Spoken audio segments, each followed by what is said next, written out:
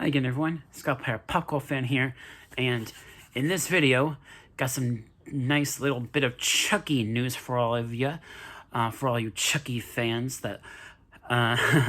So Chucky the TV show has been renewed for a third season. I just heard the announcement today, so and it is expected to be released later this year, most likely in the fall, and really happy for that. Season 2 ended on a cliffhanger, so they like to end the Chucky show on cliffhangers in their season finales, and there's potential for more story, and I'm glad for that. And also, in related news, the Megan movie, it's planned to have a sequel. It's been doing really well at the box office and also been really well received, surprisingly. And yeah, both Chucky and Megan continuing to dominate the screens. And, there's been talk of a crossover maybe in the future, because both the Chucky franchise and the Megan franchise are owned by Universal. So they could realistically do a crossover. And there have been talks of the Chucky franchise having crossovers before in the past, with an example of that being a possible crossover between Chucky and Freddy Krueger. I've heard of that as a possibility, and crossovers have been in talks for the Chucky franchise for quite a long time, and I definitely would like to see a crossover between Chucky and Megan.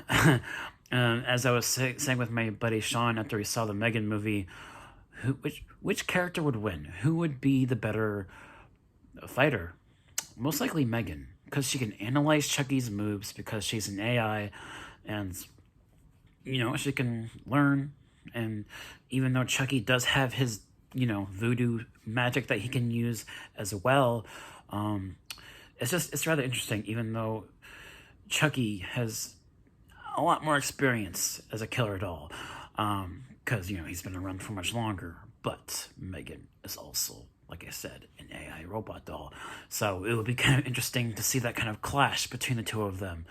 And it's funny because the Megan doll is also blonde, similar to how when Tiffany had herself into a doll, and she made her doll blonde. So it's kind of funny. And yeah, I guess speaking about the Megan movie, I do want to do a little bit more of a thoughts slash, not really a review, because I've already done a review over on my friend Sean's channel, and I'll probably also do a link to his channel in the description down below, so that way you guys can see my initial thoughts on the movie after seeing it. But thinking about the movie more, I just really enjoyed it. It had a lot of campy humor, surprisingly, and the Chucky movies are also known for campy humor, so it's rather fascinating, and I'm just really glad that the Chucky TV show is continuing, because massive Chucky fan, and for those of you that have followed my channel for a long time, all of you know that I sort of started my YouTube channel doing Chucky videos. So it's just awesome. I love that the show's getting renewed for a third season, and I can't wait. Season 2 was a bit of a hit and miss for me in regards to its tone overall, because it was just all over the place with its tone. And hopefully season 3 can be a little bit more focused with its tone and also have better writing. Let's hope. But yes, so Chucky getting a third season, and also Megan getting a sequel. I can't wait. And that should do it for this video. I just wanted to give an update for the show, and also talking about Megan a little bit. And it's a fun film.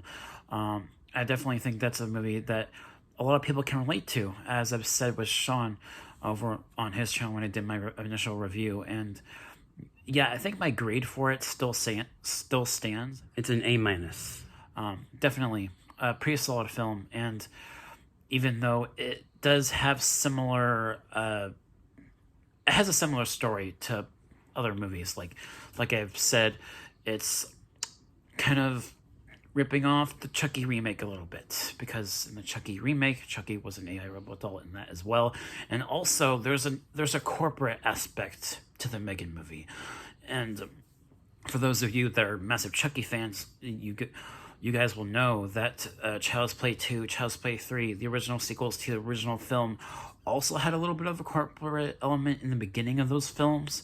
So it's kind of interesting. And also, you think about another movie like, say, Rise of the Planet of the Apes, and that also had some corporate elements. So it's possible that the Megan movie may remind you of Rise of the Planet of the Apes a little bit, to an extent. So yeah, I mean, there's a lot of similar aspects of the movie that are harkening back to other movies, and it's just a fun ride. Nothing to really hate on, really, with the Megan movie. There's nothing to really hate on. It's just an enjoyable, solid horror flick that's PG-13, and some people that, that are slasher fans that might not like that's PG-13, because it's not as gory as you would expect it to be.